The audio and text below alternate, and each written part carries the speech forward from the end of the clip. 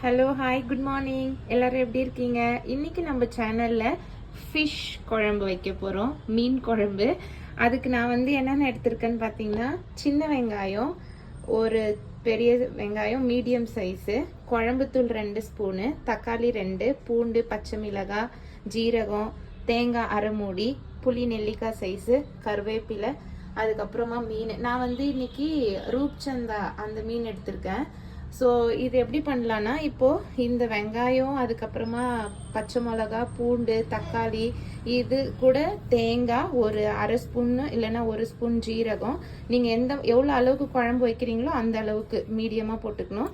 இது எல்லாமே நம்ம குறைன்னு அரைச்சி எடுத்துக்க போகிறோம். அரைச்சி எடுத்துட்டு அதுக்கப்புறமா இது கூட குழம்பு தூள், அதுக்கப்புறம் புளி கரைச்சிட்டு இது எல்லாமே நம்ம ஒன்றா சேர்த்து வடகம் போட்டு தாளித்து குழம்பு சேர்க்க போகிறோம்.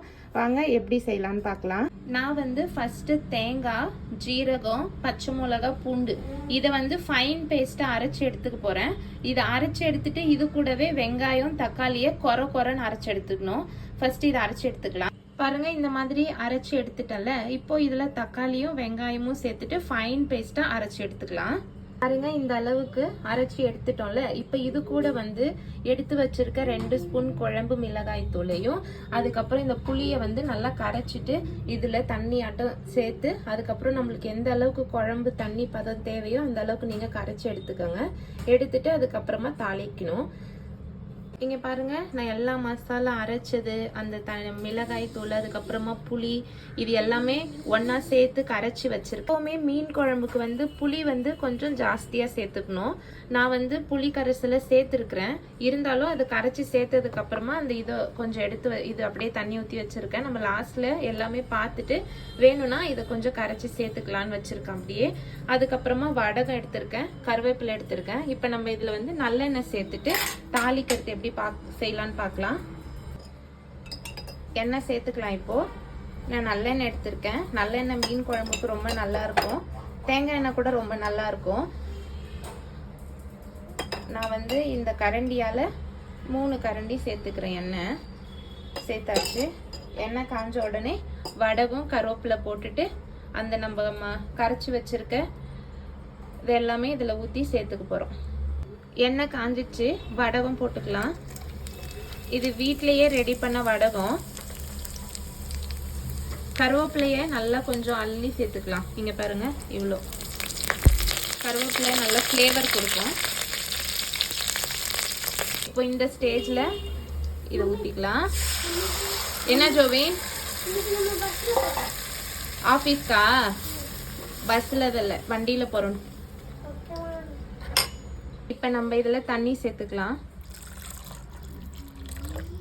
குழம்பு நல்லா கொதிக்கணும். கொதிச்சு அந்த எண்ணெய் பிரிஞ்சு வர வரைக்கும் நல்லா கொதிக்க விடணும். அதோட பச்சை வாசனை அப்பதான் போகும். இந்த குழம்பு ரொம்ப நல்லா இருக்கும். நீங்க டேஸ்ட் பண்ணி பாருங்க, செஞ்சு பாருங்க ஃபர்ஸ்ட் வீட்டில். இது பாண்டிச்சேரி ஸ்டைலு மீன் குழம்பு எங்க அம்மா சொல்லி கொடுத்தாங்க. எனக்கு நல்லாவே இருக்கும்.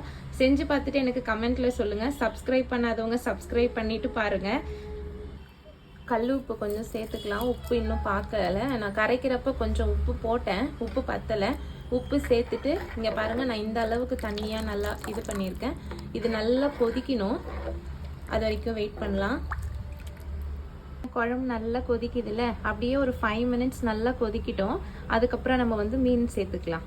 பாருங்க, நல்லா கொதிச்சு வந்திருக்குல்ல, குழம்பு நல்லா கலர்ஃபுல்லாக இருக்குல்ல பார்க்குறதுக்கே. இங்கே பாருங்கள், இந்த கன்சிஸ்டன்சி கூட கொஞ்சம் திக்காக இருக்குது, தண்ணியாக இருந்த குழம்பு. இப்போ இந்த ஸ்டேஜில் தான் நம்ம மீன் சேர்த்துக்க போகிறோம். இந்த குழம்புக்கு சின்ன வெங்காயம் ரொம்ப இம்பார்ட்டன்ட். சின்ன வெங்காயம் போட்டால் தான் அது டேஸ்ட் நல்லாயிருக்கும். இப்போ நம்ம மீன் சேர்த்துக்கலாம்.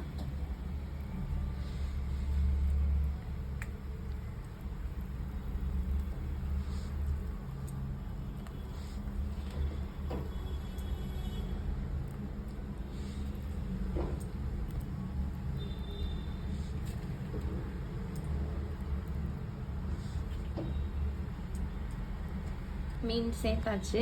இப்போ இதை ஒரு 5 to 6 மினிட்ஸ் நல்லா கொதிக்கிட்டோம். அந்த மீன் கூட அந்த சாறு போய் நல்லா சேரணும். அதுக்கப்புறமா பார்க்கலாம் எப்படி இருக்குன்னு. பாருங்க, அழகாக கொதிச்சு வருதுல்ல குழம்பு. இப்படியே கொதிக்கிட்டோம். 5 மினிட்ஸ் தான். அதுக்கப்புறம் நிறுத்திட்டு மூடி வச்சிருங்க. மதியானம் சாப்பிட்டா இன்னும் நல்லாயிருக்கும். இது ஊற ஊற குழம்பு வந்து நல்ல டேஸ்ட் கொடுக்கும். நான் வேலைக்கு போகிறதுனால காலையிலே செஞ்சுட்டேன். நீங்கள் இதை காலையில் வச்சுட்டு மதியம் சாப்பிட்டீங்கன்னா சாப்பாட்டுக்கு ரொம்ப நல்லாயிருக்கும் டேஸ்ட்டு.